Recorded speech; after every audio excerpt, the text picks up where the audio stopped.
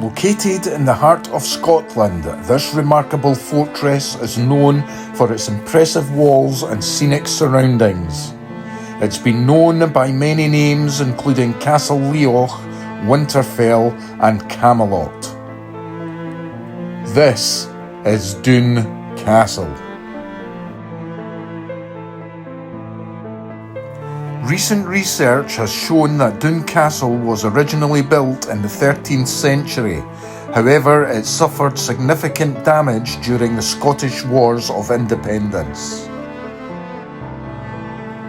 It was rebuilt in its present form by Robert Stewart, the Duke of Albany, in the late 14th century. Robert Stewart was the son of King Robert II of Scotland and was Regent of Scotland from 1388 until his death in 1420. The castle has survived since the rebuild by Robert Stewart and has been relatively unchanged since. The castle passed to the crown in 1425 when Albany's son was executed and was used as a royal hunting lodge. In the later 16th century, Doune became the property of the Earls of Moray.